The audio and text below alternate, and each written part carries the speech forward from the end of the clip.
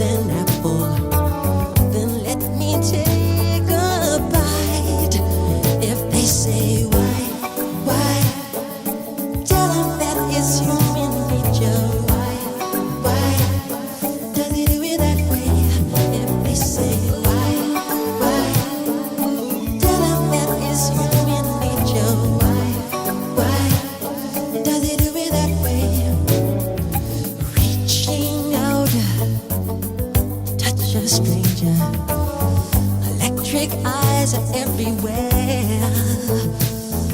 See that girl, she knows I'm watching. She likes the way I stare. If they say why, tell them that it's human nature. Why does he do it that way? If they say why, tell them that it's human nature. Why does he do it that way? I like living this way. I like loving this way.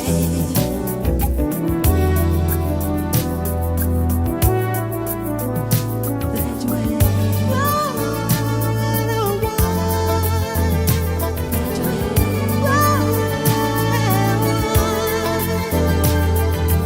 Looking out across the morning, the city's heart begins to beat. Reaching out, I touch her shoulder. I'm dreaming of a street. If they say why, tell them that it's human nature. Why does he do it that way? If they say why, tell them why does he do it that way? If they say why,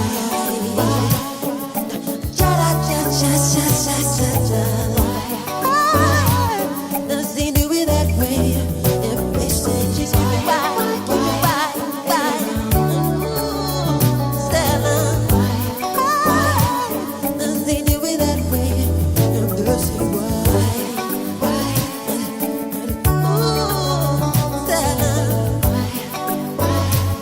tell them does he do it that way?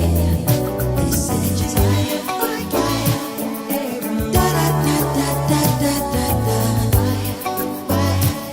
does he do it that way? I like living this way.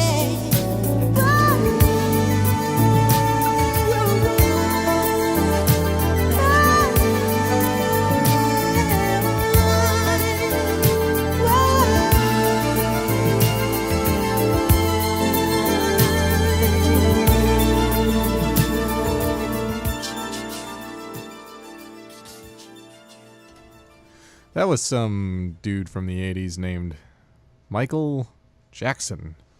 And that was his song, something. I don't know. You hated that song. I did not hate that song. Why do you think It's I hated just that human song? nature. Don't you put your thoughts in my head? I think you very specifically said, why isn't this song over? No, I just said why. I got no answer either. Oh, because it took 4 minutes and 8 seconds. And it's Good Morning, Sun Prairie. It sure is. My goodness. So today, Anthony wanted to do some guessing, like play a guessing game. We're going to play a guessing game. So a couple weeks ago, the last time Matthew was here, Matthew guessed my 10 favorite male singers of all time. They have to be actual singers. There's no crooners or yellers or screamers or screamo or emo or people who work for the U.S. Postal Service who sing. That's right. Was that right? U.S. Postal Service. Oh, I don't know. I don't remember 2 weeks ago. I had the flu last week, and I had fever dreams, and I've been reading really like some evil Russian stuff. No, just terrible intellectual gobbledygook philosophy of space and place, and it's a slog. It's really effing up your mind. It just makes me question everything about my choices in life. I feel like I've really hit rock bottom. What led us to this point? Yeah, why am I reading this terrible text from the 60s. It's Awful. the worst. That's what school's all about, though. Education. Getting That's a better right. education. Hate yourself for a few years. Yeah. And then hate yourself later for Forever. having to pay the money back. Yeah. Today's guessing game, I'm going to guess Matthew's 10 favorite albums of all time. Now, these... With caveats. Hold on. Let me explain. Let's get some parameters So, in there. These are all classic rock albums that were released in the 60s, 70s, or 80s. And I chose to cut it off at 1990 because that's when I started to recognize that the world existed. That's when my consciousness, that's when my memories started. That's when my consciousness was aware, and I was like, oh, music. There's this thing called Nirvana that all the kids are into. What is the correlation between consciousness 1990 and your love of music prior to that? Because I'm still okay, so putting this together. so all the stuff prior to that is stuff that was released before I was aware, or in most cases before I was born, and so I don't have any like particular connection to it. If I listen to Sublime, I think about being in like Davis Swingen's kitchen and his parents telling us like, "Oh, yo, go play basketball. Don't turn up that radio too loud." And then we would turn up the radio real loud, and he would say the F word, and we would be like, "Oh, this is so cool. This is fun." And a lot of the albums that I grew up with, I like because of nostalgic purposes. And these certainly are albums that I like because of nostalgia to a certain extent. But I discovered them not when they were new, not because they were hip and they were on like 92.1 on the radio, but because old people I worked with, or my father, or I don't know, Hot Topic told me to to listen to them. None of these would be played at Hot Topic. I have a good feeling about that. Hot Topic in 2002 would have had these T-shirts and these posters. Okay, I can. So okay, so I can those think of two. I can think of All two. right, yeah. Do you want to? Should we start one? yeah. So here's what the thing is. It's not like I'm just guessing albums. I have to guess the artist. I'm gonna guess the artist and then the album. And it's tough because there's a band in there that released 8 or 9 albums, and I had to put in order what I think you would have ordered them. So I'm trying to get. This is a dangerous game we're playing. I'm trying to get inside the mind. The reason of Matthew Jeffco. Yeah, and the reason it's dangerous is because for every wrong answer, I'm gonna punch Anthony in the testicles. So he better be on point. Otherwise, I'm gonna hit him. This would be no different than any other Thursday. Right. Yeah. Exactly. So, do you want to take a stab at one? Yeah, You do, sure. because I want to take a jab at your testicles. Yeah, I'm if sure you get do. it wrong. Yep, great. I'm gonna go with Pink Floyd, "Dark Side of the Moon." Pink Floyd, "Dark Side of the Moon" is on the list. Okay, all Not right. only is that on the list, I didn't rank them because it was too difficult. I kept going back and forth, but it might just be number one. It's hard. It's hard not It would for- certainly be on mine, regardless of the time frame parameters and rules and everything. But "Dark Side of the Moon" there's a reason it is right up there with Michael Jackson "Thriller" as the best album and one of the most selling albums of all time. I like it as a concept piece from start to finish. I like to watch it with Wizard of Oz. I like to listen to it on headphones or on a stereo, and there's something very I don't know, cathartic, like very visceral. You listen to that music and you feel like I don't know, like you're in 1969 or 1973 or whenever it came out. 73. 1973, yeah. There's sometimes you want to be the guy we want to be like do the things that aren't cool or what everyone isn't doing. But sometimes you just have to realize there's a reason why everyone loves this album. Yeah. And what song are we going to play from this? We're going to play a couple songs from this. Okay. We'll see you guys around 7:45 or so. I think that there's a tendency, especially when you reach like, I don't know, late teens, anything that came before is like, oh, this is so lame. I can't believe how lame this is. People don't know how cool today is, how cool Linkin Park is, or whatever. Oh, and gosh. and you're just an idiot. You're an 18-year-old idiot. So this whole list is stuff that people showed me that I was like, I'm an idiot, but I'll take a listen, and then I liked it. So my Aunt Christine and my mom really liked this album, which is strange because of its like, there's like some unspoken connotation to like psychedelics and drug use.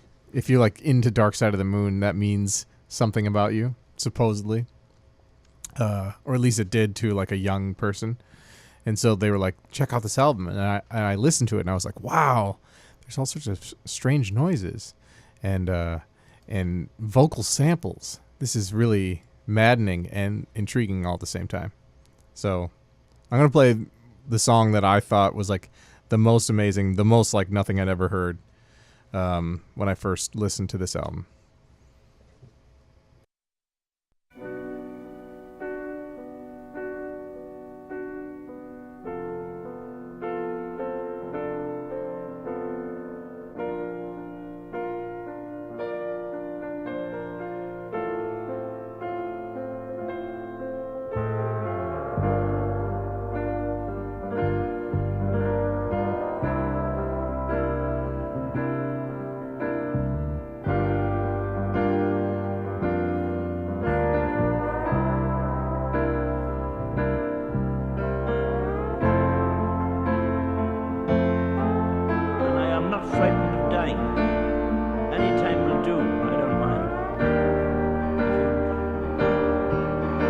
Should I be frightened of dying? There's no reason for it. You've got to go sometime.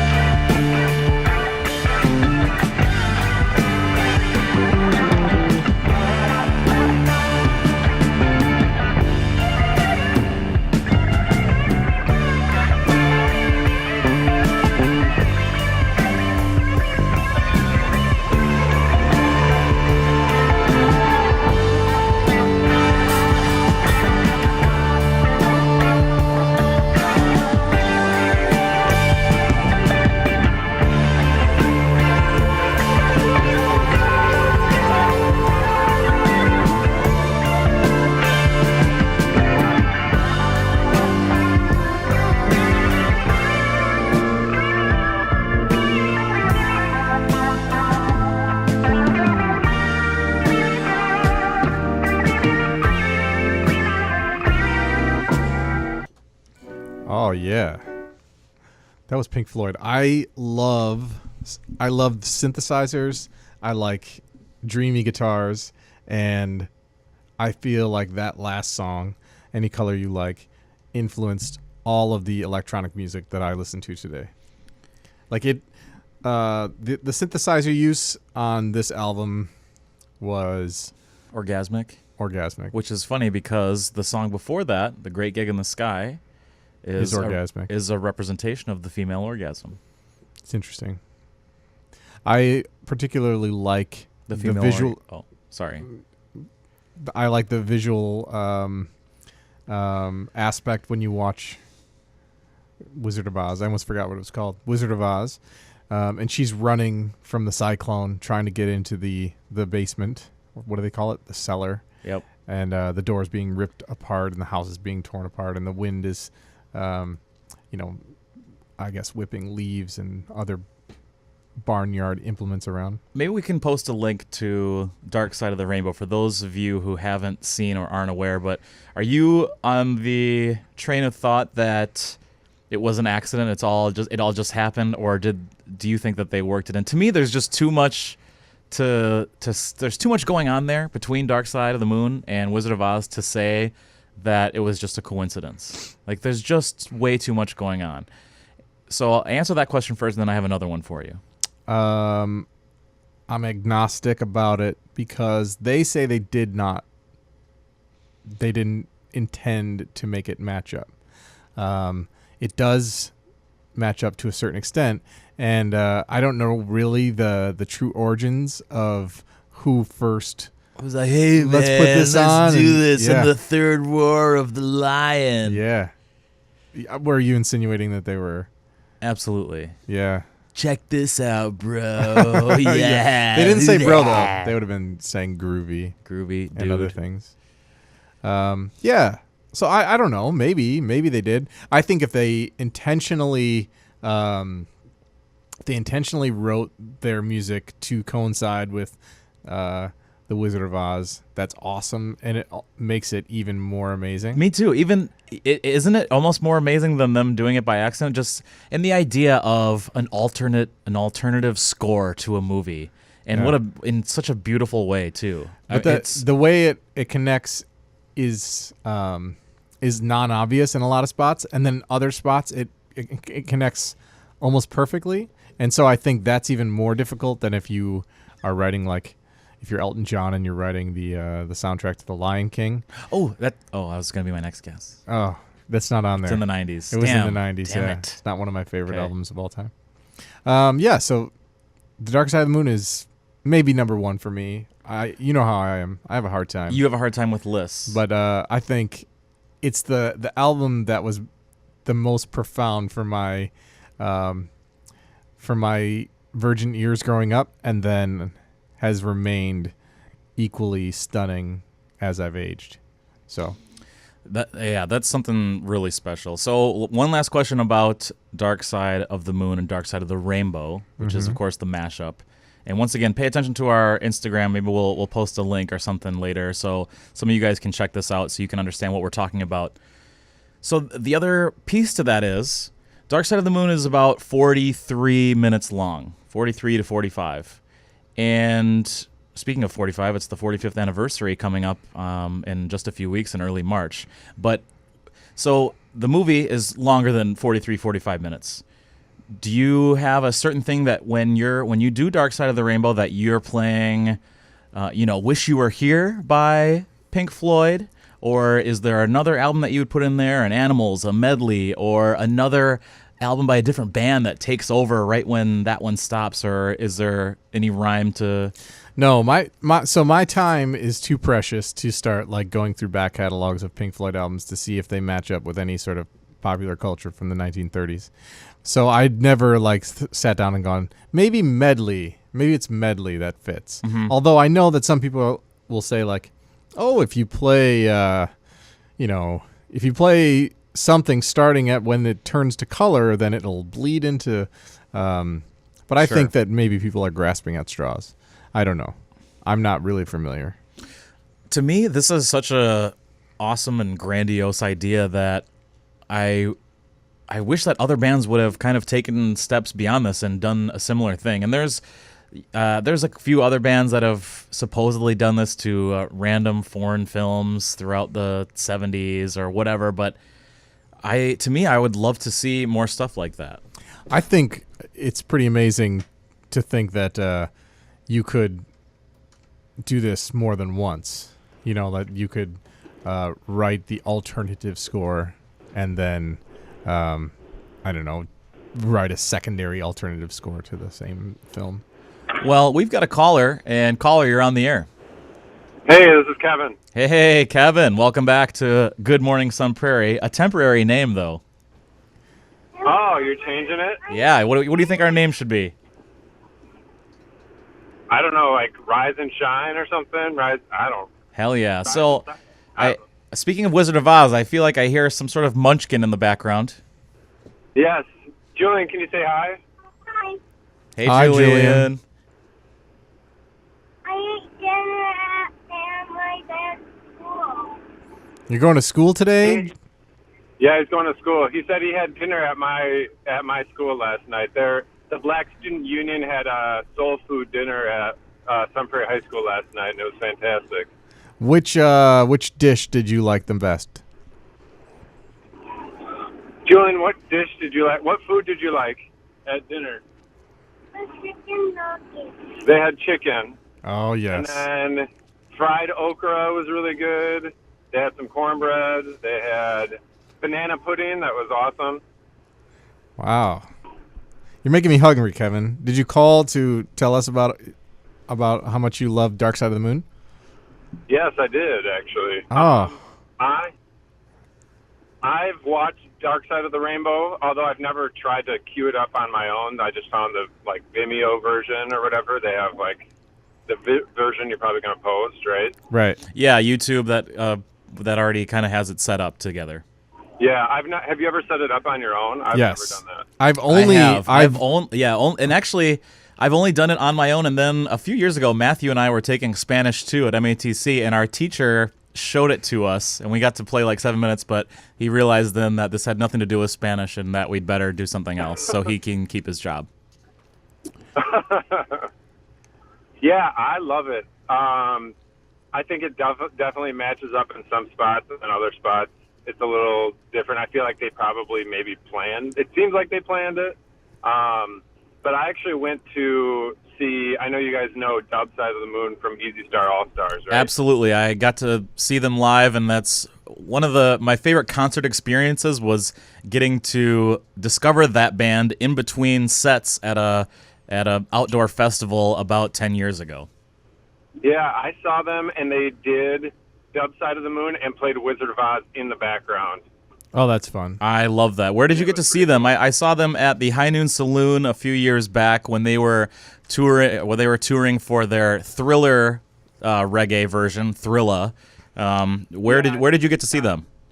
I saw them at High Noon, and Natty Nation opened for them. Oh man, that's about as good as it gets for reggae in terms of current bands. So that's a pretty neat show.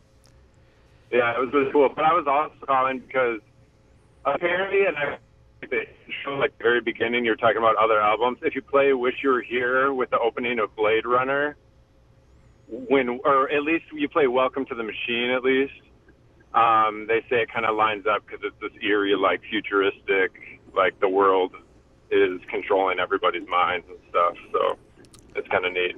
That's pretty interesting. I think we're gonna look into some of these more supposed matchups that I want to say that Radiohead might have one with, like I said, a foreign film, and there's some other wild ones out there that I'm not sure are true or not. But it's always fun thinking about this stuff. And like I said, it surprises me that more bands haven't tried this. Yeah, you'd think it could, I think as an intentional thing, it would be really neat to, like you said, have that alternative soundtrack. I mean, it totally changes the feel of the movie. It's like when people do trailers, but then they make it like a horror movie trailer, but it's supposed to be like Elf or something like that, and they make it seem like it's a scary movie because they switch everything up.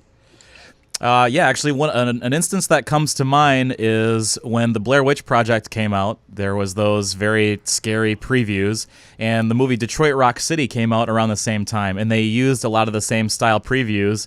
And then it cuts to, one of them is in the car, and there's a girl walking down the highway, and they're like, "Hey, man, this is how horror movies start." And then one of the guys goes, "Yeah, but this is how pornos start too, man." And then you realize it's a comedy. And a lot of people don't like that movie, but I think Detroit Rock City is hilarious. Well, I just got to preschool, so I've got to drop my son off. But I Learn a lot, Kevin. Yeah, Kevin, make sure use your words, sound it out, ABCs, 1, 2, 3s, the whole Manners Jackson are 5 important. thing. That's right. That's right. Manners are the most important. Yep. Chew with your mouth closed. Thanks, Kevin. Julian, you want to say bye? Really loud. Bye, Julian. Bye, Julian, and bye, Kevin. See ya. All right, so I think what would be an interesting experiment would be to have a relationship with a piece of music and a movie that is completely fictitious. Like I would just be like, Radiohead's OK Computer and the French film Amélie. They line up perfectly. I like and that. then you just give it to somebody and you're like, you just got to check it out when this happens. Yeah. And then they just listen and they're like, huh, you know, it really does or it doesn't. We should start one of these. I think you and I should start one of these. All right, we'll like 25 years from now, people will be like, man, have you ever watched Terminator 2 while listening to Blink 182? God, that is like Enema of the State. it's mind blowing. Oh my god. Well, should I give another guess to our take a list? guess. So I've got 1 out of Matthew's 10. I'm guessing his 10 favorite albums of all time. They're Classic rock albums. So this is prior to 1990. Things you might hear on a classic rock station. And so this really is a tough thing. So I'm going to guess Jimi Hendrix. Oh, Jimi Hendrix is going to be on the list. Okay. And now the tough part is that I got the artist. I have to guess the album. And now I know that most people would say Are You Experienced is the best, but I think that you're a little different. You're a little out there. I'm a little out there. You're a little out there. I think Electric Ladyland is going to be on the list. You are incorrect. Although I do like Electric Ladyland. I do. That was one that I owned when I was young, when I was first getting into rock guitar, and I was a big fan. I was a big fan of this guy, Jimi Hendrix, and his singing guitar. Wow. Okay. But there's a different Jimi Hendrix album on my list that I listened to all the time when I worked at Tyrrell Basin, and I had a tape player. You worked at Tyrrell Basin. I worked at, and I had a tape player that I would have in my jacket. I was the parking lot attendant, so it was my job to make sure that all these people coming in for the day would just park as close as they could to one another without banging doors and so on and so forth in the parking lot. You met a handsome woman working at a parking garage yesterday. Oh, yeah. When you and I were on the phone. Yeah. Okay, so am I wrong about Jimi Hendrix in general? Being on the list? He's on there. Okay, so I'm gonna He's go. like number 10 on my list. He's like the one that I was like, is he or isn't he on this list? Okay, so if I guess Electric Ladyland, I really don't think it's Are You Experienced, so it's got to be Axis Bold as Love. It is Axis Bold as Love. Dang. All right. Well, it's like I swung and I missed, but I maybe just got a piece of it and I fouled it off. Yeah. We talked a lot of baseball last week because you weren't here, and I also got to play a Red Hot Chili Peppers song. It was awesome. Oh man, I should be gone more often. And that's what happens when you're sick. Yeah, I love this particular album of Jimi Hendrix. I don't know why. It's like right in the sweet spot. Electric Ladyland in some spots is a little bit too out there, I guess, like harder to relate to. I have a guess for what song you're going to play, and this is actually where I made the mistake. I thought Little Wing was on Electric Ladyland. I know you love Little Wing, but it actually is off Axis Bold as Love as I look it up here. And is that one of the tunes that you plan on playing? I can, sure. My favorite song is Bold as Love, the last track. Because it's like this, it changes in the center of the song and goes from one chord progression to another different rhythm. It gets a little wacky. I like that. And actually my favorite recordings off of Bold as Love are not even on the album. They are at the Olympic Sound Studios. He just like would jam out on Bold as Love and jam out on Little Wing, and because he is like such a proficient guitar player, that's really where he shines.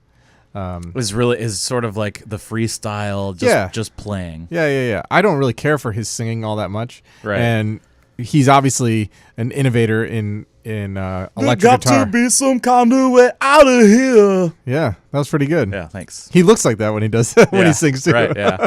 And that's another reason we Yeah. got to get the camera. But I've always wanted to try that karaoke and try and do that. Yeah, you should.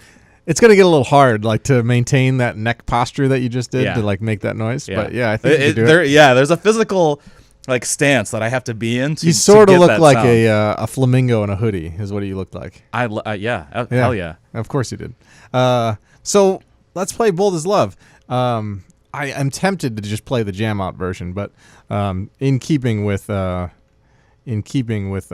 list of my favorite classic rock albums of my life, we'll play the album version.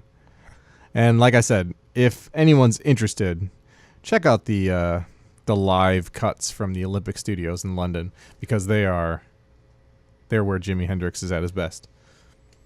Anger, he smiles, towering in shiny metallic purple armor. Queen jealousy, envy waits behind him. Her fiery green gown sneers at the grassy ground. Blue are the life-giving waters taken for granted. They quietly understand.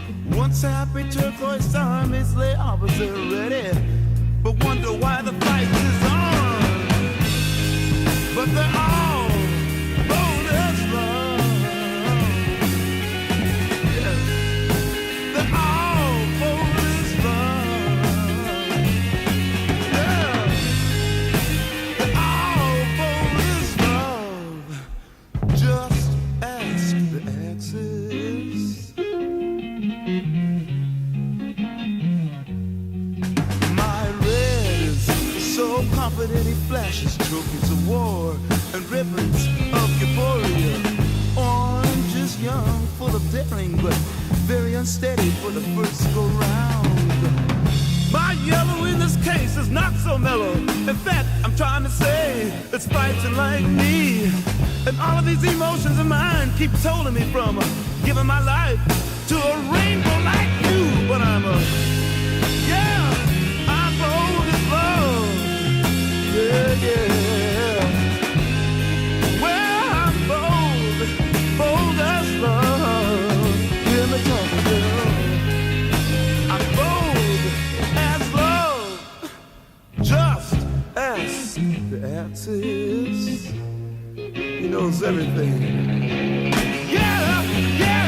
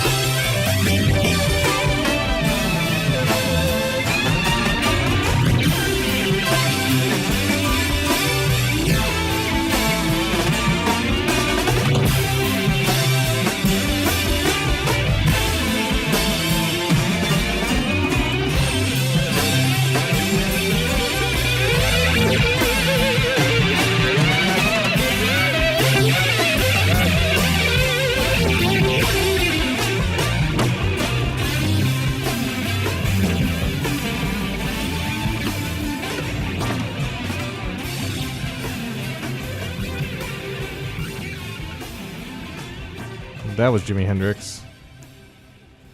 I'm sure everybody knows. You can just tell. You just tell. Yeah. No, he's just something else, man. There's a reason why he's got to be right up there, if not the best guitarist of all time. Let's not do that right now. No, we're working on a different list. Yeah. Okay, so I've got 2 out of the 10.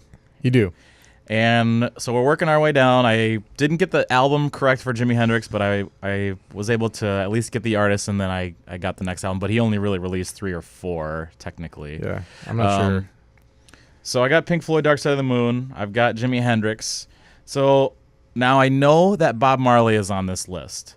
And I think I'm going to go with Legend. Here's why I'm hesitant, is because I didn't know if you're putting compilations on there, which technically Legend is a greatest hits compilation of Bob Marley and the Wailers. So I'm going to go, and I know you have a good story about why this album means so much to you. And once again, there's a reason why everyone loves Legend by Bob Marley.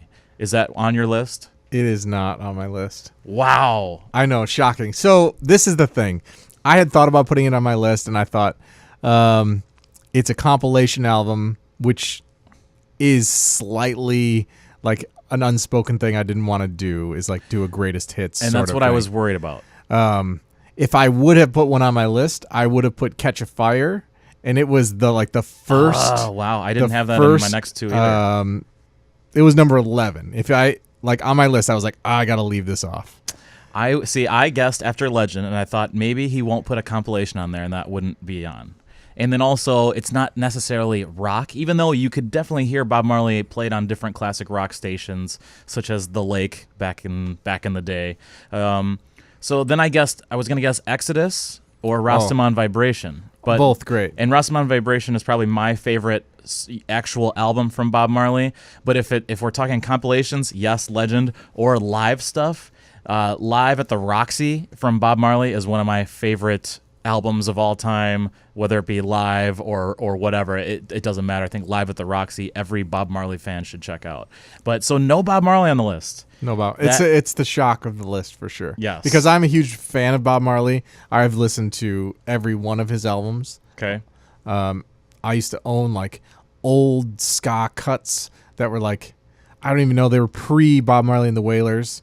Like Simmer Down. I went way deep on all of it. Yeah. So I'm a huge fan, but most of the stuff I listened to when I was young was Legend, and then like some other compilations.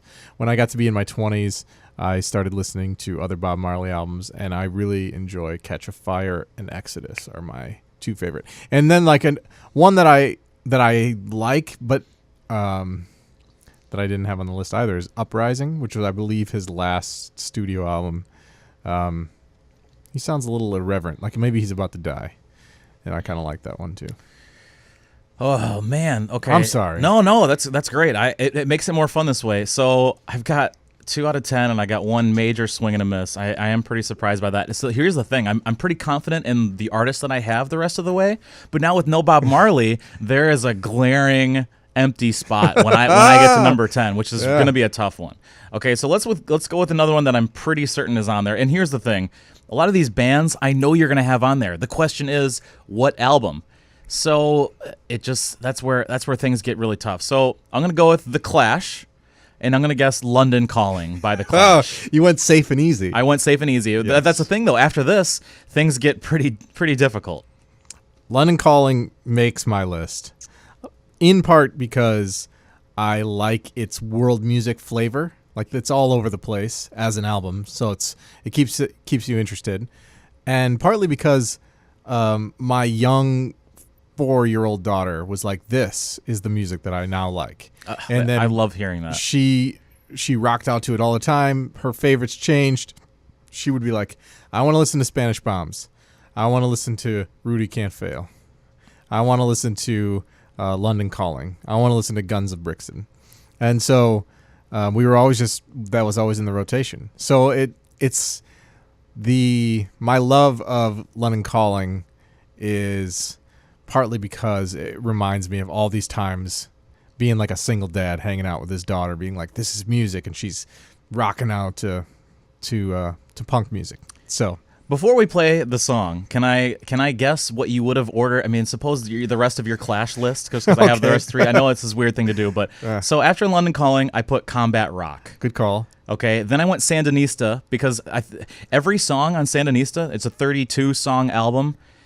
Every song is a different type of music. There's only one song that, and the Clash is considered a punk band. There's only one song on Sandinista that you'd say, oh, that's a punk rock song. And I think that would... It's just a cool thing to do. I thought that would be totally up your alley, which is one of my favorites. Certainly London Calling, once again, there's a reason why it is in this special level and lure and greatness. And then I went The Clash as last, just because I know you can get into some punk, but a straight punk album, which is sort of what The Clash self-titled is, I knew that you would enjoy it, but I didn't think it would be as high as some of the other ones because you like a variety. And like you said, London Calling gives that variety. It certainly does. I believe when I was checking, I checked Pitchfork's top 100 albums of each decade, and I did Rolling Stone because I was afraid. I went through my music library. I was like, I'm going to forget something. Isn't that the big worry? Yeah. I'm going to be like, oh, I How totally did I do forgot that? Led Zeppelin existed. Dang it. I didn't even think about them. And Rolling Stone had this album, the number one album of the 80s, the entire decade, which I was pretty shocked. That was not over Thriller, which is pretty neat. Over every other album that ever came out in the 1980s. Purple Rain, I guess, was another one I think would be right up there. Bob Marley Legend, if once again, if you're considering compilations. But what are we going to play from The Clash's London Calling? This is my daughter Issa's favorite track, or was for a long time, off this album. This is Spanish Bombs.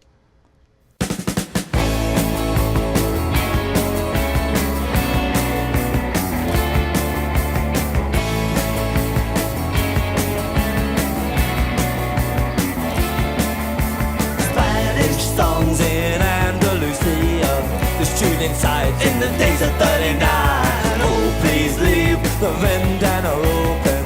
Federico Lockers, dead and gone. Bullet holes in the cemetery wall. The black car, the Guardian of the beer. Spanish bombs on the Costa Rica are flying in on a DC-10 tonight. Spanish bombs, you have to get away Benito. Just the cuera, oh my corazón. Spanish bombs, just the quiero infinito. Just the cuera, oh my corazón. Spanish weeks in my disco casino.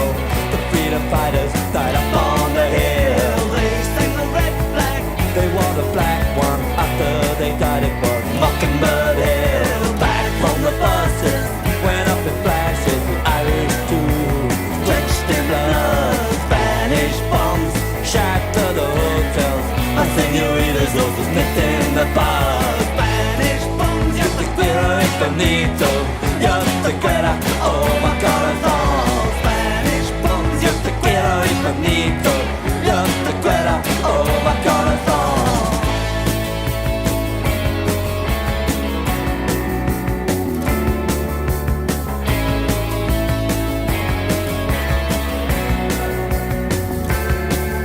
The hillsides ring with Free the People. Can I hear the echoes from days of 39?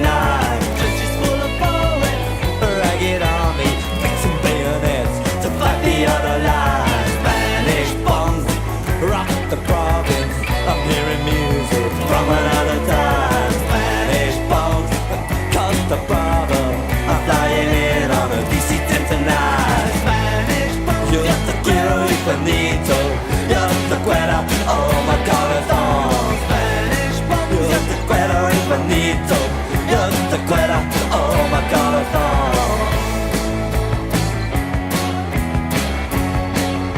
Oh my corazón.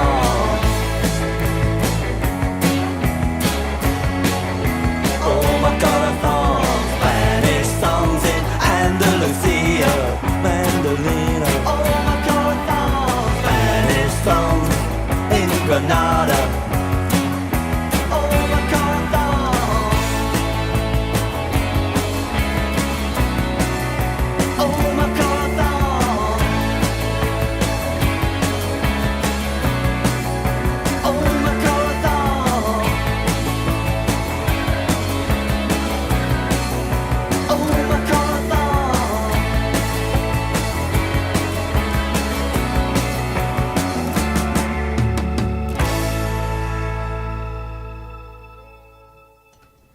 All right, that was The Clash. That was Spanish Bombs. That was the third album that Anthony has guessed on my list of 10 favorite classic rock albums. That's right. And now moving on, last segment you did mention Led Zeppelin. I know that Led Zeppelin is on here, but How do you know? But they have 9 albums, and that is why it gets so tough. So I had to do such a dangerous thing and get inside the mind of one Matthew Jeffco. And so I rated every Led Zeppelin album in order of what I think that you would put on your list. Do the whole thing. Okay, you want to go from backwards? Yeah, backwards. Okay, so in the 9th spot, I would have gone with Presence, which I think is their second to last album released. Number 8, I went with Coda, which I believe is their last album released. Led Zeppelin 3, I think is not one of their best. I absolutely love Led Zeppelin 3. But it's not on your list. No, but that could have made my list. Wow, okay. If there was a second Led Zeppelin album that made my list, that would have been the one. It would have been 3. Yes. Wow, okay. I was way off. Then I went Led Zeppelin 2. Okay. Oh, no. What? Then I went Physical Graffiti. Uh-huh. Then In Through the Outdoor. All right. Then Houses of the Holy. Yeah. Then Led Zeppelin 1. Uh-huh. And at the very top, the one that I think is on this list is Led Zeppelin 4. What kind of grass have you been smoking? Oh, Come on, son. Really? The album that I like the most, the one that is like the rockiest, hey, here we are, we're Led Zeppelin. Okay, then it's Led Zeppelin 1. Led Zeppelin 2. Oh, 2. Oh, Led okay. Zeppelin 2. Led Zeppelin 1 for me feels like their first go round and they're like, oh, we're good at this. Maybe we should do another album like right away. And then they put out Led Zeppelin 2 and it's like peak of their powers. Number 3, I really like because it's quirky. There's a lot of acoustic numbers and sort of shows their versatility. 4, I like. It's great.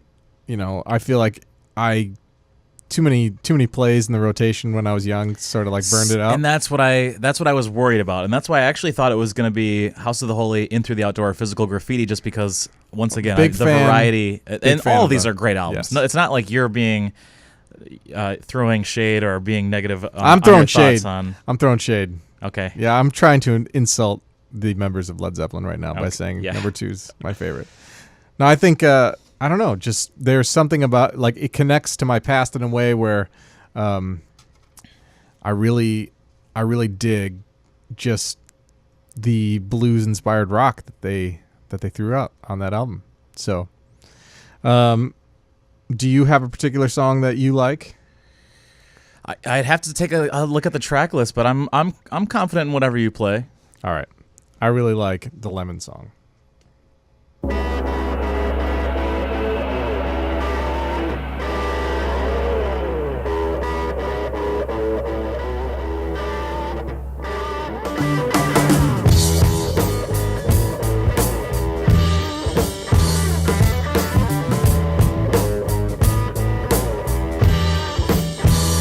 I should have quit you long time ago.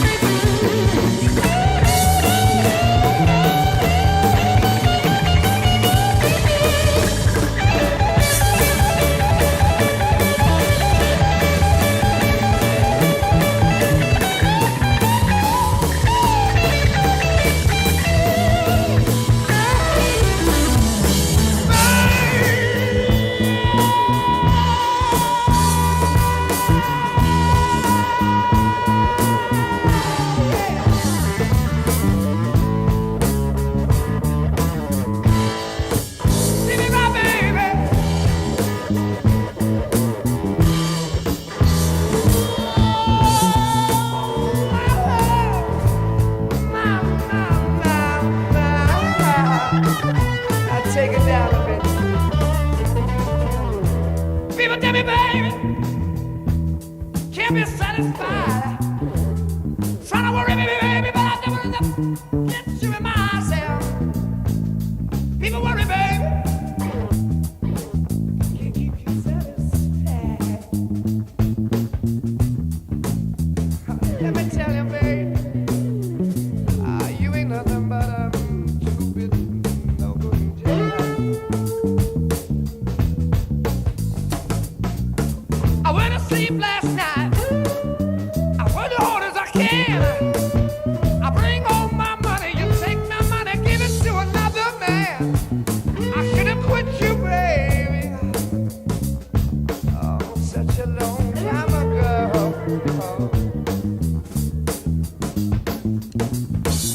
I wouldn't be here with all my troubles down on this killing floor. Sleep me, baby, till the juice runs down my leg. Squeeze me, baby, till the juice runs down my leg.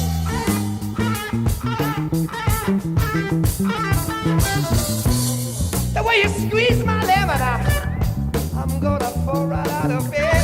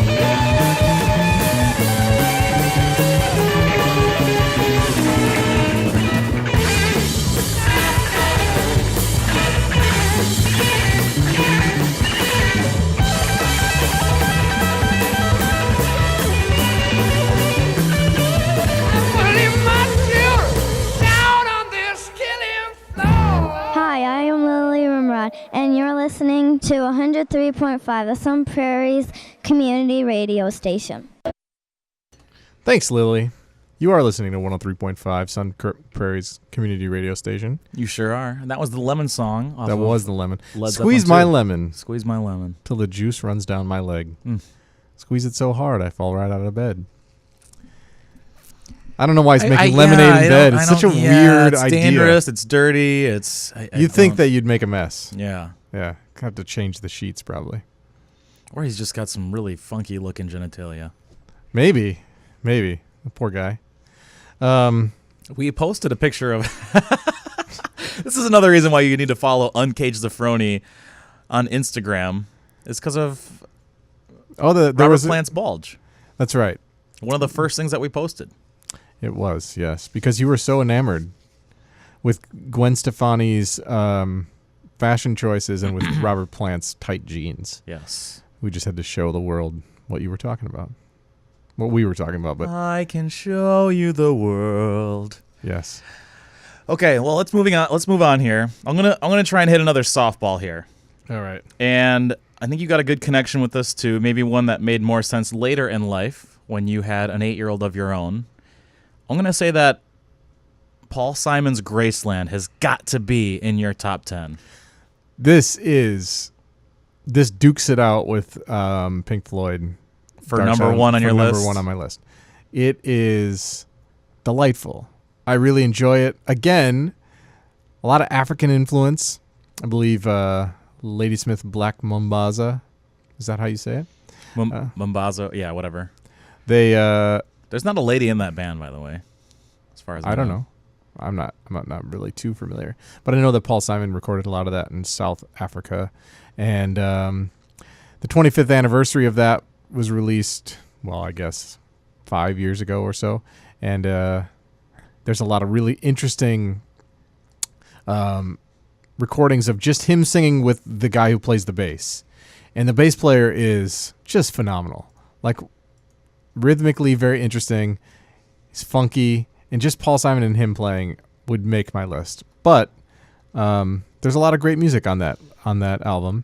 And you're over here sleuthing. There's a lot of great music on that album. And yes, Graceland is a song that I listened to when I was maybe 9 years old with my father in Memphis, like on a trip back from New Orleans, like a road trip with my family. And a few years ago, as the sun was rising in the Smoky Mountains and I was on a camping trip with my family and my young daughter, I was getting all choked up and nostalgic about this album and how fantastic it was. Cup of coffee in hand. And it is a great album. It's one that I didn't really get super into until the last few years, and now it's got to be one of my all-time favorites too. Once again, there's a reason why people look to Paul Simon's Graceland and say that's one of the best of all time. So let's play the title track because it does have the line that you're referencing. So this is Graceland by Paul Simon.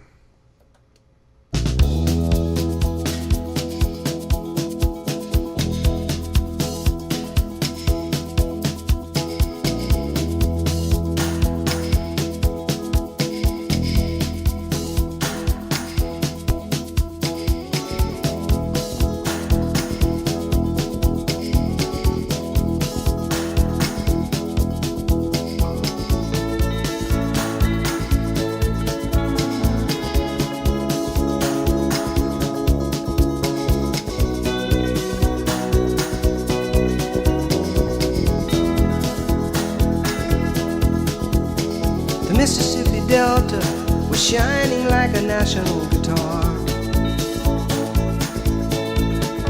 I am following the river down the highway through the cradle of the Civil War. I'm going to Graceland, Graceland, to Memphis, Tennessee. I'm going to Graceland. Poor boys and pilgrims with families, and we are going to Graceland. My traveling companion is 9 years old. He is the child of my first marriage. But I've reason to believe we both will be received in Graceland.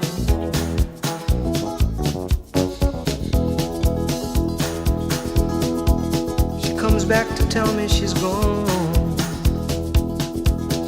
as if I didn't know that, as if I didn't know my own bed. As if I'd never noticed the way she brushed her hair from her forehead.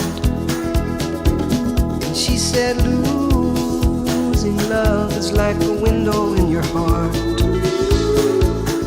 Everybody sees you're blown apart. Everybody sees the wind blow. I'm going to Graceland, Memphis, Tennessee. I'm going to Graceland. Boys and pilgrims with families, and we are going to Graceland. And my traveling companions are ghosts and empty sockets. I'm looking at ghosts and empties. But I've reason to believe we all will be received in Graceland.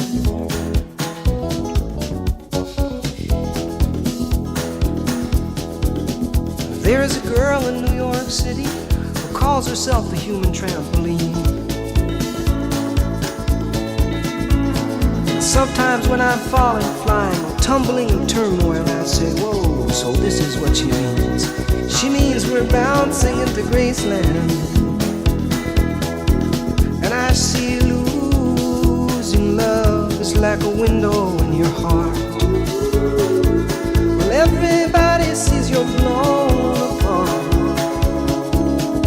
everybody feels the wind blow.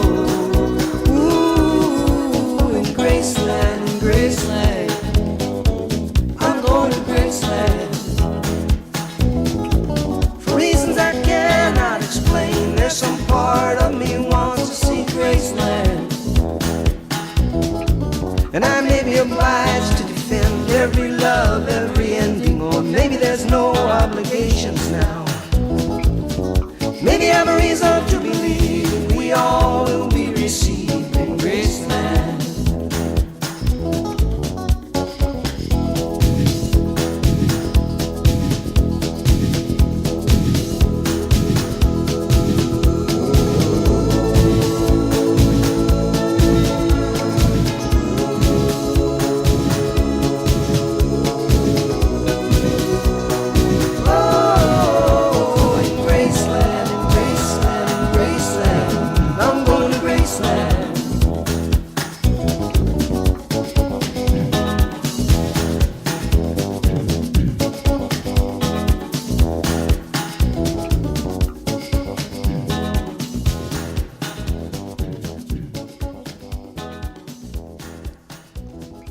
All right, that was Paul Simon. That was Graceland off his album Graceland.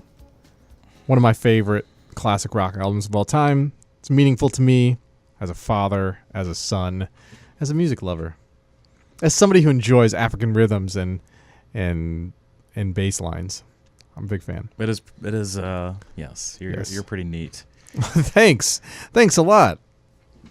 You're listening to Sesame Street here on 103.5. Anthony is texting his father back to say, use the internet. Yes. Don't use the app, guys. The app, there's better ways. Go to sunprairiemediacenter.com. You can do it through your phone. All our shows are going to be starting to go on YouTube, on the Frony Radio YouTube page. And it's the best way. The app is really, it's to be avoided for the time being. We'll work on that. We're working on it. Yes, we're working on it. We've got all our IT people working on it. They are troubleshooting it. It's in beta right now. They're going to roll out a better version someday in the near future. And moving on, we're going to go talk about what else is on my list. Yes, what else is on Matthew's list. So I know that. Can you recap what's already on my list? Sure. So I started off with an easy one. I knew that Pink Floyd was going to be on there, and I went with Dark Side, and that was the case. It's on there. Then I went with Jimi Hendrix. I thought it might be Electric Ladyland, but it was Axis Bold of Love, so it was my second guess there. Swung and a miss on Bob Marley. Bob Marley did not have an album on Matthew's top 10, and I think he's going to really be kicking himself in the pants about this later. Paul Simon's Graceland, which you just heard. I knew Led Zeppelin would be on there, and I was wrong. He went with Led Zeppelin 2, and I thought that Matthew would have that as his sixth favorite Led Zeppelin album, so my bad, but 7 of the 9 Led Zeppelin albums are just spectacular, so there's really, I don't feel too bad about it. So here we are. London Calling you also. I also got London Calling by The Clash. So I've got 5, and this is where things start to get tough, okay? I know that the Beatles are on your list. The question is, what Beatles album? And so this is where it gets really weird. I'm going to go with the Beatles Revolver. That's a great guess. It's wrong. It's a wrong guess. Oh, no. Okay, then That's Esteban's favorite, and I argued with him about...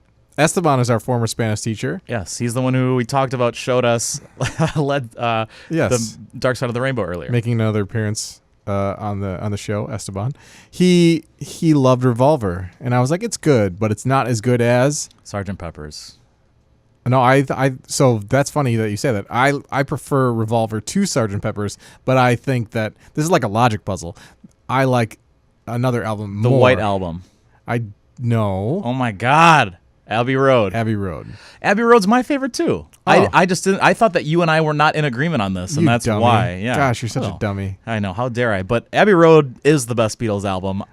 There's a lot of argument about this. It's funny because a lot of these other lists that you look at, they put Sgt. Pepper's as the greatest album of all time, and it's funny because I would put Abbey Road as Sgt. Pepper's isn't even the best Beatles album, let alone the best album of all time, in my opinion. Right. I get that it's great. It is spectacular, but for my money, Abbey Road, beginning to finish, is as close to perfect as it gets. Sure.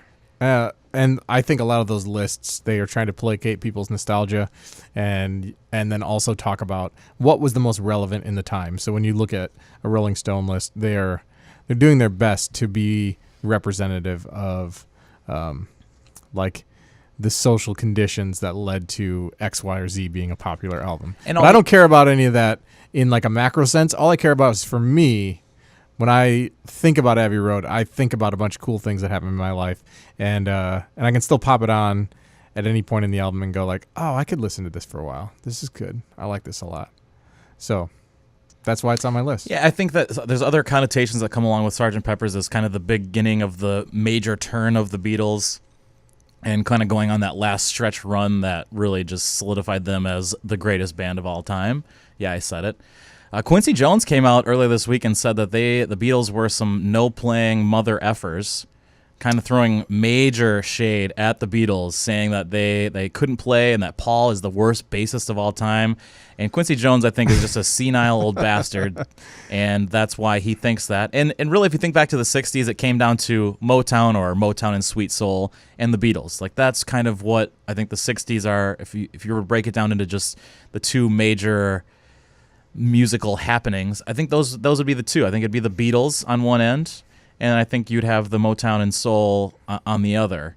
But I don't get the Quincy Jones things. I was very bothered by this, but I think once again senility is playing a factor in this. But there's other things that go along with Sgt. Pepper's that I think a lot of people put it in. It has to do with the album cover and the gear and all the different stuff. Muhammad Ali, the old four suits, Beatles in the corner, and all the other stuff that kind of goes along with in the experimentation that kind of started with Sgt. Pepper's, whereas Abbey Road is a musical masterpiece, in my opinion, and not just, it doesn't need all the other thrills and frills. It just is amazing. Who do you think that I particularly like the most on the cover of Abbey Road? Well, John Lennon's wearing white, so he's supposed to be God. But Paul is supposed to be dead. He's the one not wearing shoes. Is that correct? Oh, a man of my preferences as well. Yes. He's got a suit on, no shoes. The blue suit? It's bluish gray. I don't know. Yeah, it's a cool gray. Mm-hmm. Yeah. Yeah, I'm a big proponent of being barefoot, especially in urban areas where there's like This nothing. totally makes sense. Yeah. Yeah. It's just like one additional reason I like this album. A really small reason, but an additional reason nonetheless. And I like the second half of this album from start to finish. I'm not going to play the whole thing, but we'll just like grab a few and let it ride. So this is the Beatles' Abbey Road. Once there was a way to get back homeward.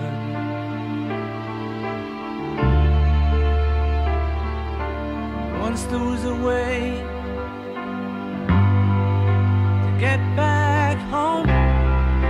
Sleep, pretty darling, do not cry, and I will sing a lullaby. Golden slumbers fill your eyes.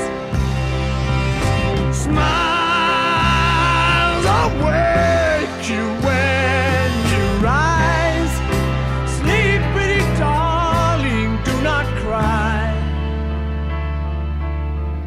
and I will sing a lullaby. Once there was a way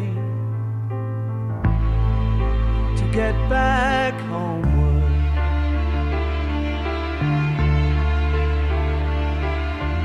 Once there was a way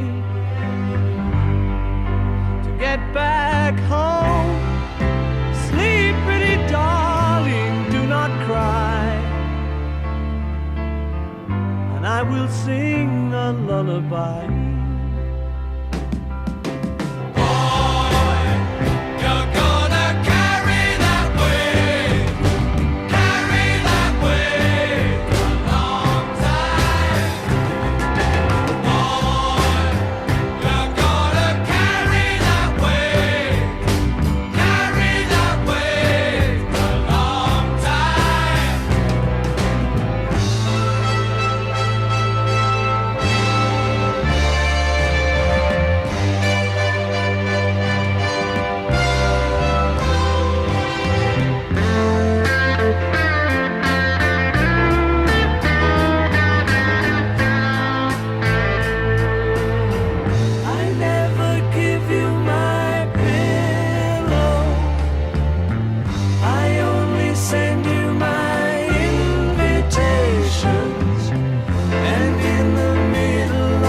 celebrations, I break down.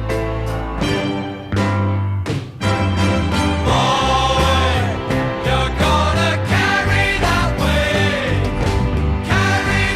Boy, you're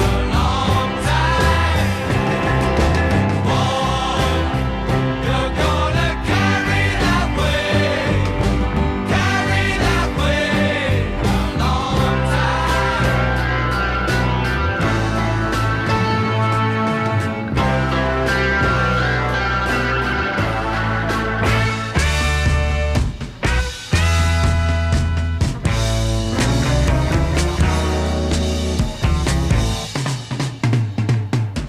time. Oh yeah, alright.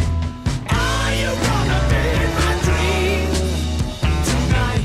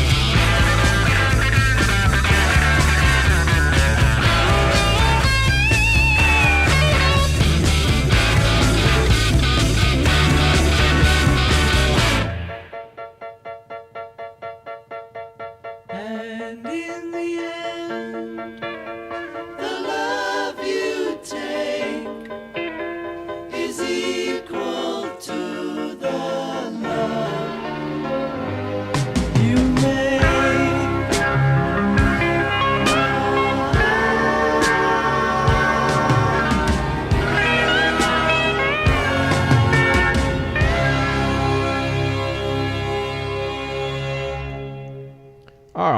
Oh, that was the Beatles. That was Golden Slumbers, Carry That Weight, and the end, the love you take is equal to the love you make. That's In the right. end. So we're trying to guess Matthew's 10 favorite classic rock albums in the 60s, 70s, and 80s. Coming up at 9 a.m., Play Anything with Caprice. She's got a cool theme today. The theme is songs that you don't want to get on a mixtape. And I'm going to be recording this Saturday with Caprice for next week's show, which is going to be songs you do want on a Valentine's Day mixtape. So stay tuned. Wait a minute. So these are like if you got, I don't know, like this is a mixtape from your significant other? Yeah, songs that you do want on there. However, this one coming up at 9 a.m., just about 38 minutes, is going to be songs that you don't want to get. And after her show, I told her that I once put the song Brick by Ben Folds 5 on a mixtape for a girl, which was a huge mistake on my part. I don't know it. Well, I mean, I know the song, but I don't know the lyrical content, which would make it bad. Is he talking about how she's a brick and she's drowning me slowly? Oh man, I am a moron. But I mean, that's just what happens when you are I was like, into the sound song. of a song. Yes. You don't think about the lyrical content. And oftentimes the vibe you get when listening to the song is directly in contrast with the lyrical content of the song. That's right. Yeah. And I'm terrible at knowing lyrics. I would have done the same thing. I'd have been like, let's have this be our wedding song, honey. Yeah. This is great. Yeah.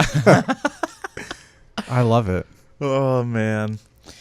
All right, well, this is where things get tough on the list, because I have 2 I feel good about, 1 I don't feel good about, and then the last one, you got no idea. I have no idea what your 10th is going to be. All right.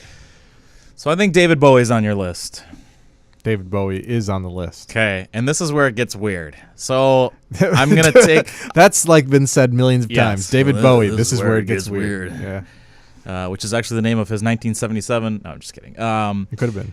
So, All right. I'm going to guess The Rise and Fall of Ziggy Stardust and the Spiders from Mars. Wrong. Okay. We're going to go with The Man Who Sold the World. No way. Aladdin Sane. Do you want to do this like the whole time? Just guess incorrectly over and over and over? Gosh. Should I give you the year? Was Yeah. it released December 17th of 1971? Hunky Dory. Hunky Dory. Wow. Hunky Dory is an awesome album that I listened to over and over and over again when I had it on. Again, I think it might have been I think it was a burned CD. I'm fairly certain my friend Frank burned it for me. I thought for a moment it might have been a tape, but we may have graduated onto CDs at that point. And the beginning of that album is particularly great. I can't help but I don't know, feel all warm and fuzzy when I listen to the entirety of the album, but in particular the first half. Are you familiar with this particular David Bowie album? I'm not. I've heard the name, but I haven't looked at the track listing enough. Plus, I had a feeling that I knew that you're not always into what other people accept as the greatest, so I actually thought you were going to go. I thought Aladdin Sane and Man Who Sold the World. I know I guessed Rise and Fall of Ziggy Stardust. If that was right, I didn't want to miss it, so I suck. Yeah. I suck. It's Hunky That's all Dory. right. It's Hunky Dory. It starts with Changes. Oh. Okay. Oh, You Pretty Things, 8-line poem, Life on Mars, Kooks, Quicksand, Fill Your Heart, Andy Warhol, Song for Bob Dylan, Queen Biatch, and the Beltway Brothers. I particularly like 8-line poem and Life on Mars, but I have a soft spot for Oh, You Pretty Things. Do you want me to play any of these in particular? Whatever song your heart desires, my friend. All right. So, here it is. David Bowie.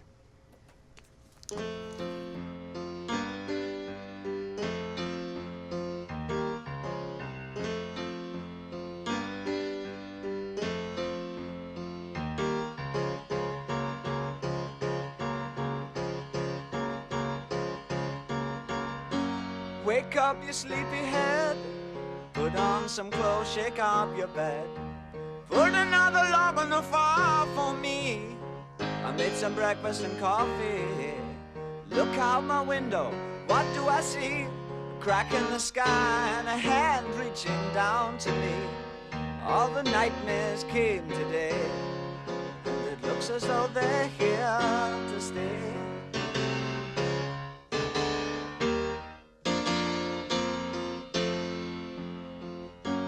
What are we coming to?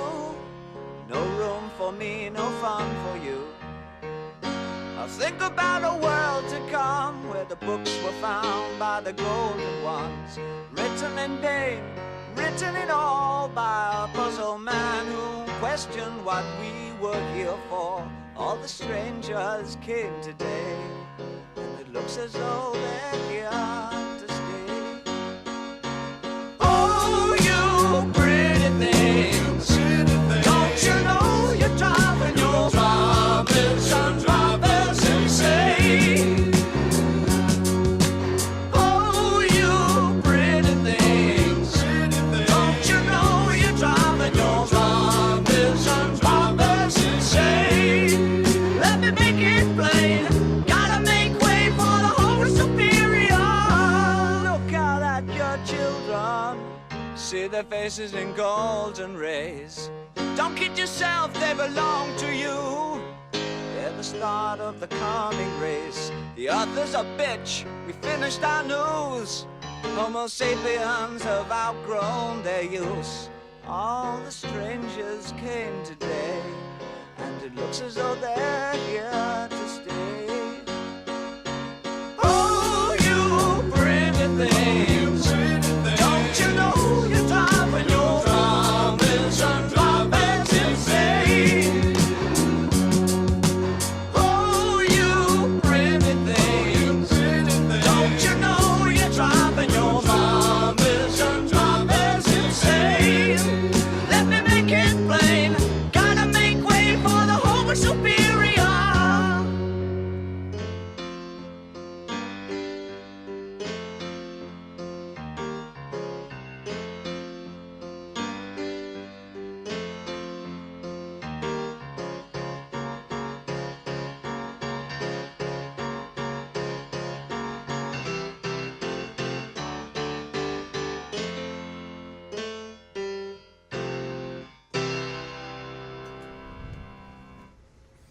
That was David Bowie. satisfying. Yeah.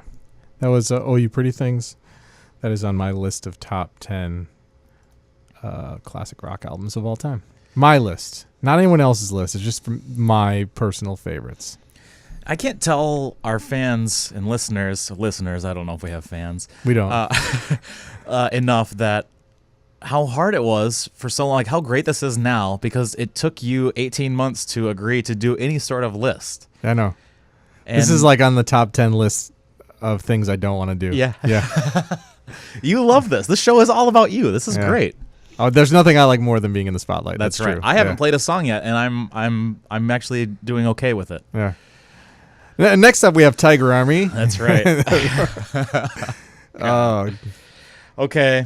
I will just let the listeners know that Anthony's had Neil Young's discography on Wikipedia up for like 15 minutes, and he's just scrolling up and down, up and down, up and down. He's looking at it like, I have no idea, but one of these is on there. I know. And okay, so I've been looking at the Neil Young discography, and I know that one of these has got to be on there, and I'm pretty certain that it's going to be After the Gold Rush or Harvest. The question is, which one do I guess first? I'm going to go with Harvest. Did I get it? I'm giving you a round of applause. Very nicely done. Very nicely done. Neil Young's Harvest is another album that reminds me of my daughter being about 4 or 5 years old.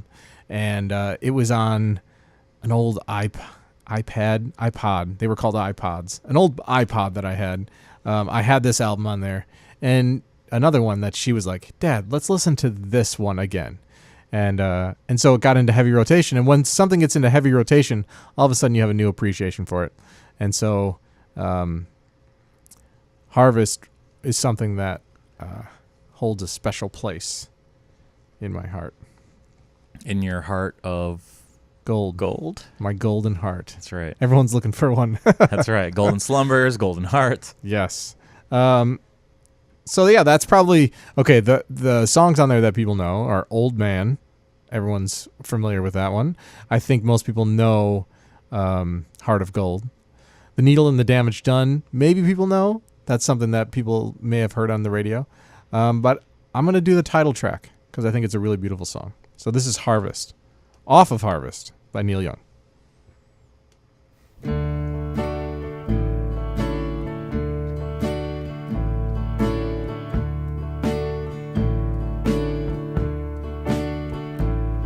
Did I see you down in the young girl's town with your mother in so much pain? I was almost there at the top of the stairs with her screaming in the rain. Did she wake you up to tell you that it was only a change of plan? Dream up, let me fill your cup with the promise of a man.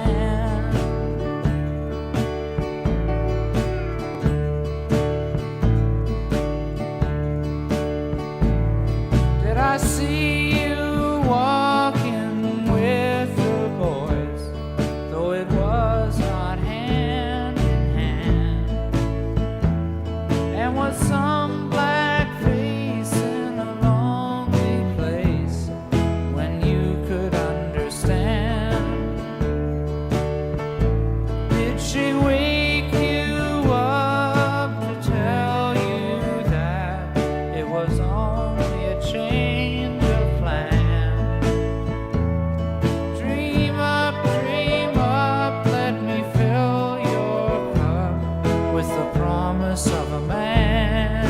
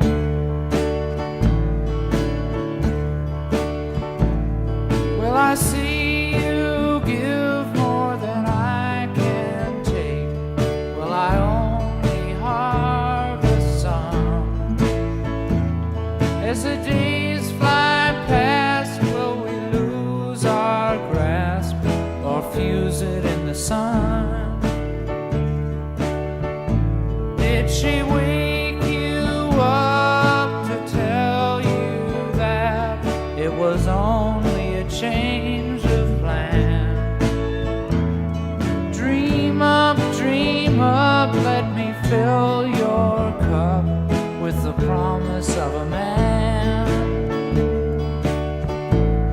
Dream up, let me fill your cup with the promise of a man.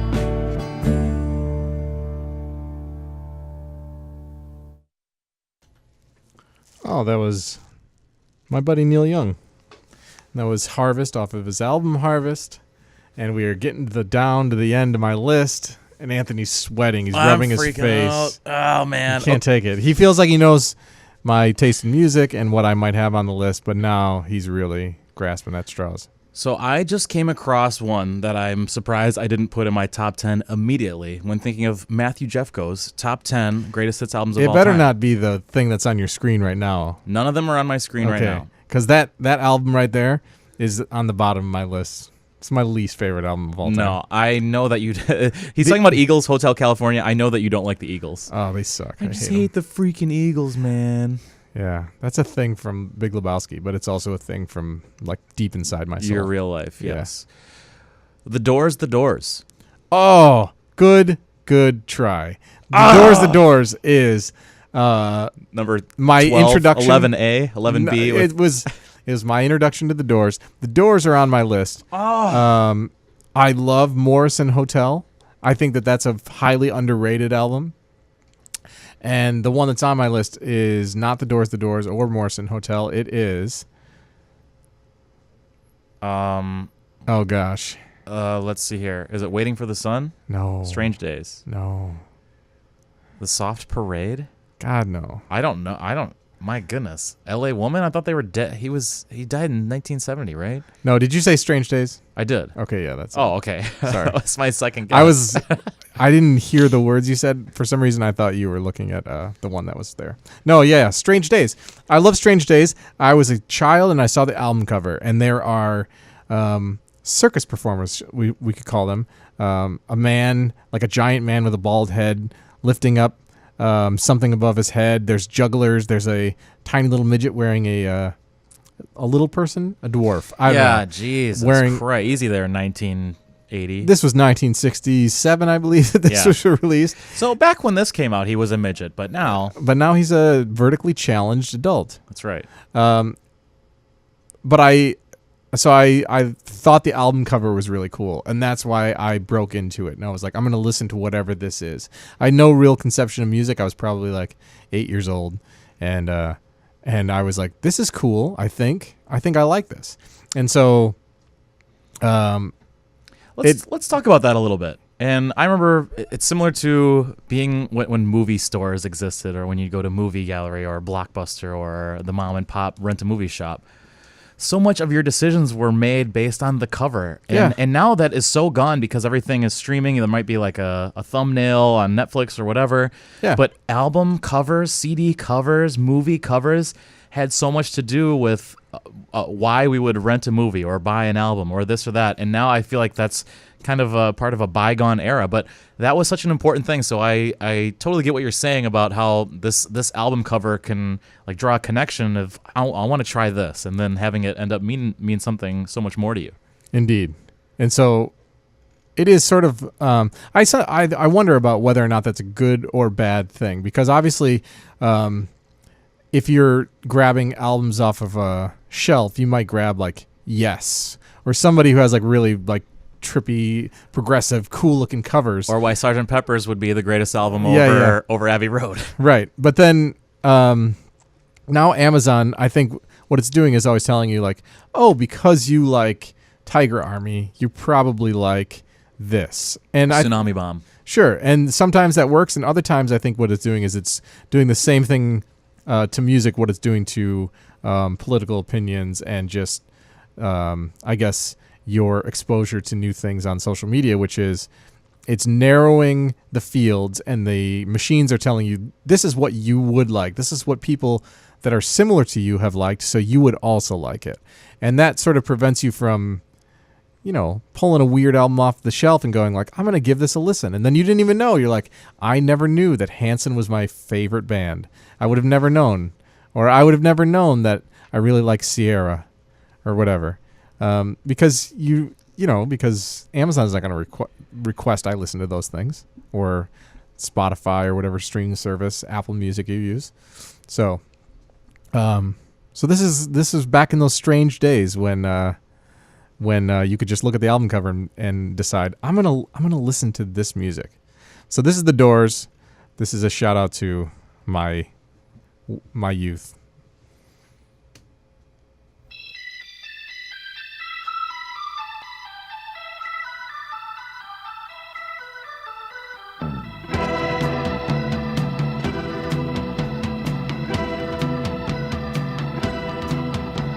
Strange days have found us. Strange days have tracked us down. They're going to destroy our crash. You will join.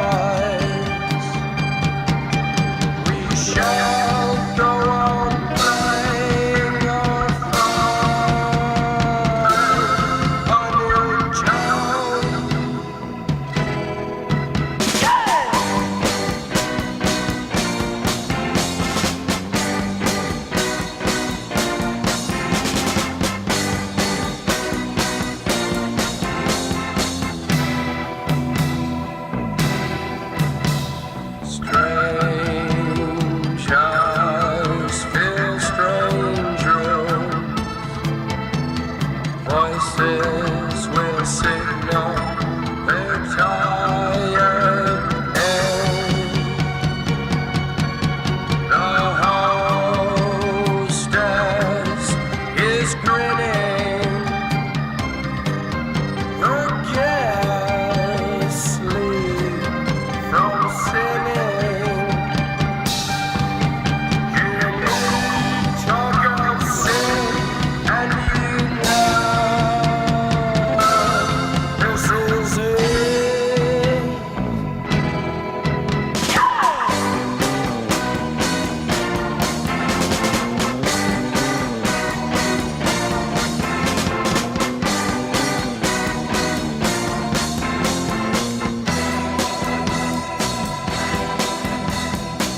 Strange days have found us, and through the strangers we linger alone.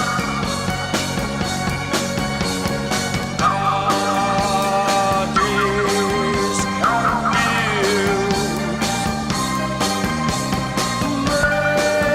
memories misused, as we walk on the day to our strange night of stone.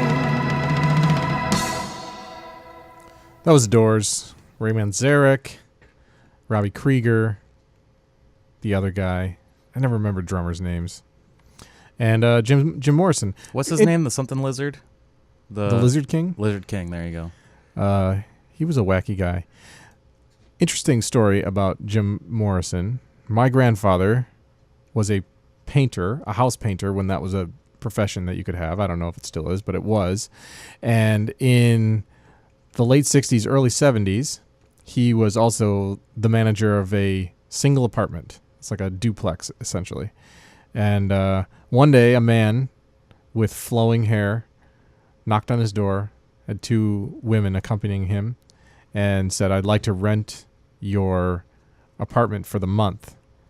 Paid for 1 month's rent, and no one ever showed up. And that man was Jim Morrison.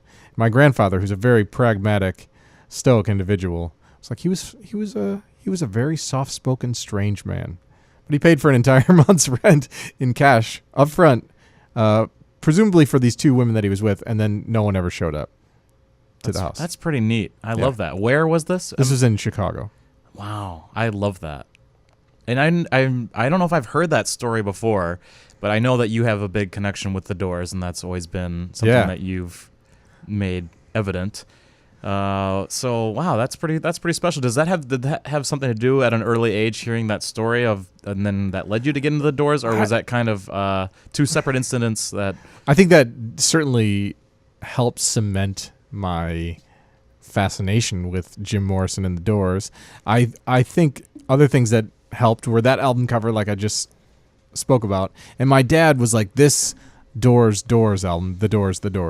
He was like, this is the coolest thing in the 60s. This was like an awesome album. So he gave it to me when I was like 11 or 10, after I'd already heard Strange Days. And I don't know, when you're that age, you're just like, this is so cool. And then I started reading about the Doors, and he was getting arrested, and he was exposing himself on stage, public drunkenness, saying all sorts of offensive words, just like upsetting the apple cart, being an iconoclast. And I thought, wow, cool. How rebellious. What a cool guy. One of these days I'm going to come home late from my friend's house, and I'm going to miss curfew. I'll just tell my dad, like, I'm the Lizard King.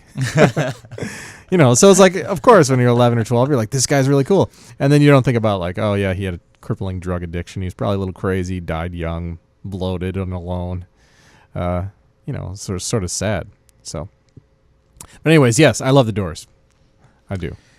So we're at 9 out of 10. We're at 9 out of 10. This is where things get real weird. Even weirder than they were before. Yes. And the last artist is real weird. Real weird. Very weird. Joy Division. I love Joy Division. It's not right, though. I can't get into Joy Division in the same way that I get into these other albums. Joy Division, as much as I found them by looking at a cover at Best Buy. I bought them the same day I bought White Stripes. I'd never heard either one of them. Mm-hmm. Which White Stripes? It was White Blood Cells. Yeah. And I bought them the same day. I also bought the Meters that day, the Funky Meters. And it was literally me just having money from working my crappy high school job, pulling albums off the shelf like, this one's all black. It says Joy Division. I'm going to try this. And I had no idea. A friend of the show, Mike, would always talk about blind buys, where you don't know what it is. You see the cover, and you're going off of whatever.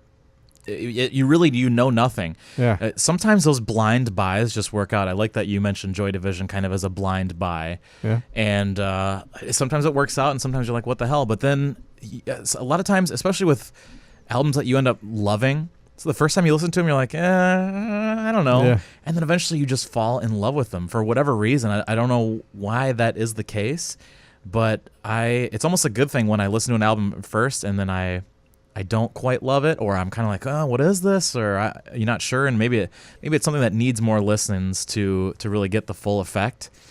But a blind buy is something that I really miss, and now it's. I don't have it. You don't, because you can hear 30 seconds of every song before you buy it on iTunes or whatever. And so the blind buy is another thing that's kind of a part of a bygone era. Part of this exercise, thinking back at what my favorite albums were, classic rock albums, I recognize the fact that I picked albums that I listened to from start to finish, because that when I was young, there was nothing I could do to like switch from one track to the other. Oftentimes it was tape, and then even when it was CD, I had a handful of dollars and a handful of CDs, and so if I had the Doors, I was going to listen to the Doors, because there was no option to stream music. There was no option to check something out on the internet, really.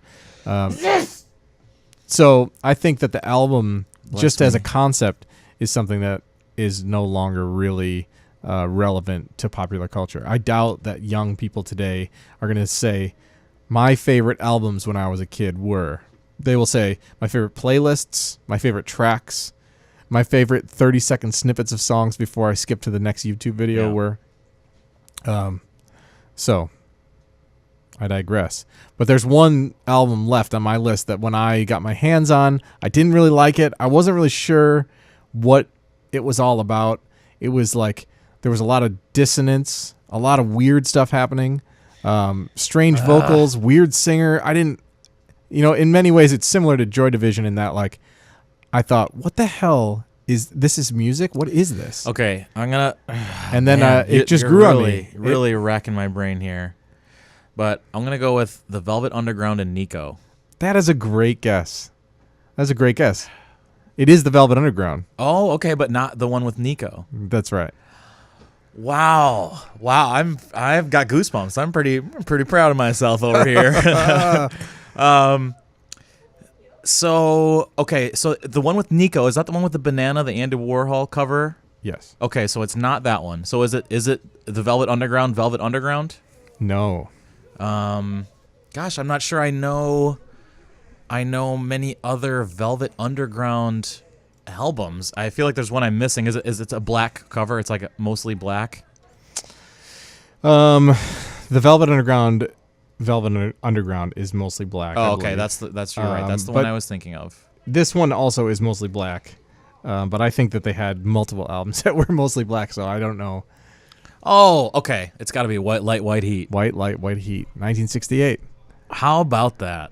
Oh, good. That's pretty special. I like that. So this is you're right. It's a very bizarre band. It's hard to get into in a way that you would get into other classic rock or something you can, aside from that, bob your head to or get into in a classic, or you're just regular like walk by listening type of way. It's something that you do have to kind of sit down and get immersed in. It's something else when it comes to listening to music. They have really done something that I feel like they were the first of in the Lou Reed style. It's such a bizarre thing. But what Very song bizarre. do you have from White Light, White Heat? Before I play the song that I do have that I'm going to play, I would love to have played both Sister Ray or The Gift, both of which are over 8 minutes long. Sister Ray, I believe, is 17 minutes long, because they're just sprawling, like grungy punk rock, like the pre-grunge, pre-punk rock instrumentation, and I find them to both be like very strange, very dissonant, and sometimes hard to listen to because there's a lot of feedback, a lot of crappy guitar playing. But it's like these were the seeds that were sown for a bunch of music that came later. The Gift in particular is about Walter Jeffers, a naive kid from Wisconsin. Excuse me, a naive kid from out east who mails himself to Wisconsin to be with his lady friend because he doesn't have enough money to like go the traditional route. And it's a short story written by gosh, I don't remember who, but John Cale. It's a really interesting story in which Walter Jeffers thinks that like he has intuitively grasped the inner psyche of this girl from Wisconsin, and then when you learn a little bit more about her, she's been dating other guys during the summer, and she thinks that Walter Jeffers is sort of a dope. He has a lot to learn. He's a child, and his childlike understanding of women and the world leads to him getting shears driven into his forehead in a cardboard box at the end of the song. But it's like a really interesting concept, a really cool song, a lot of interesting guitar noodles and things. And I always really enjoy the idea of having like a story being told in my left ear while I'm listening to rock music in my right ear. It almost doesn't sound like it should go together, but after you've heard it like 6 times, you're anticipating all of it in a weird way. So just like conceptually, I think it's a really cool idea. But the album is just full of weird ideas. Like clearly they were marching to the beat of their own drum. But the song that I am going to play is White Light, White Heat, which is the album name as well. So this is the Velvet Underground with White Light, White Heat. White light going with the fine line. Don't you know gonna make me go blind? Oh, white heat, it tickle me down to my toes. Ooh, have mercy, why not have it to the nose? White light corners of my brain. Oh, white light is gonna drive me insane. Oh, white heat, it tickle me down to my toes. Oh, white light, I said now, goodness knows, do it. I surely do love watch that stuff to yourself in. Watch that side, don't you know gonna be dead and right. Red foxy mama walks down the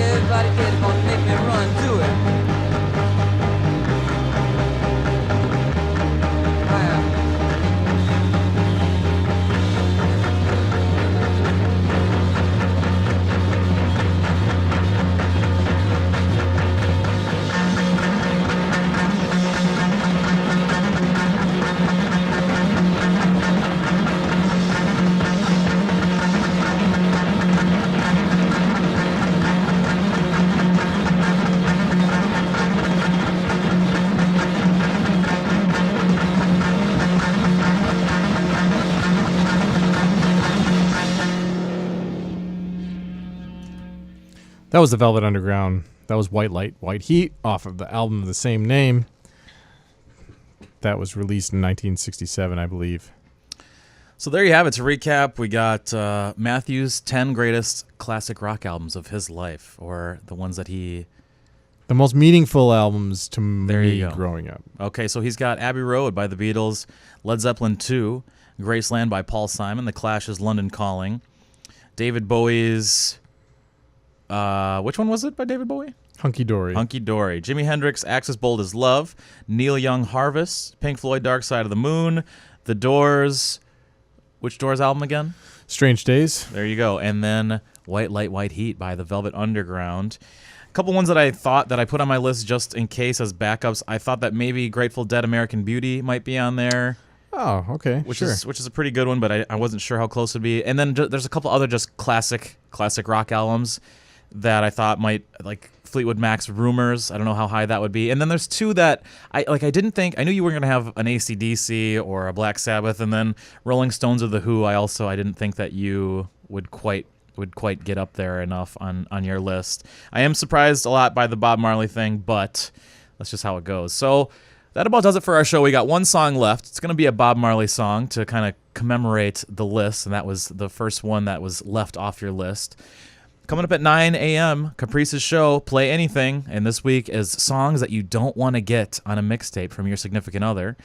And next week on our show, we're going to have Jeff Robbins in the studio, interviewing him about all things about 103.5 The Sun, our wonderful radio station that he is kind of the man behind the curtain.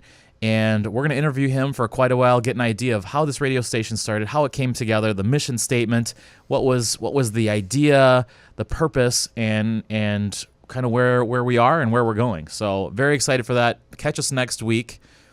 Pay attention to us on social media at Uncage the Frony at Instagram. On Instagram, yeah. That's right. So last song of the day, this is Bob Marley with Is This Love?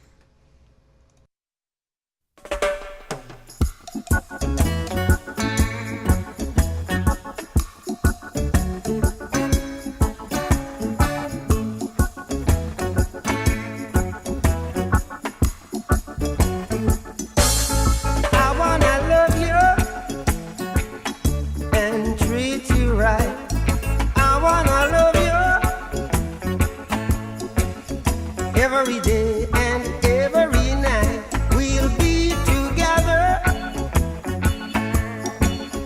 with the roof right over our heads. We'll share the shelter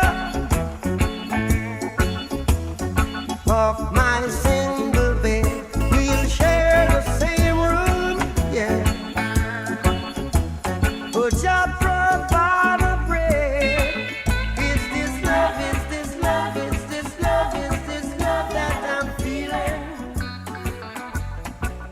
Is this love? Is this love? Is this love? Is this love that I'm feeling? Hi, I'm Hannah. I'm from England, and you're listening to 103.5 The Sun Community Radio, WLSP LP, Sun Prairie, Wisconsin. Hello friends, Bill Baker here, host of the Sun Prairie Real Estate Show, found right here on 103.5 FM, The Sun, every Wednesday at 11 a.m. Hey, when I'm not on the radio, I'm working with folks just like you to help them buy and sell homes. I'm proud to say that my team, the Baker Realty Group, has been helping people buy and sell homes in the greater Sun Prairie area for over 10 years. Information about buying and selling a home is available on my website, thebakerrealtygroup.com, on Facebook by searching the Baker Realty Group, or by calling 608-575-6731. Now sit back, relax, and enjoy Play Anything with Caprice.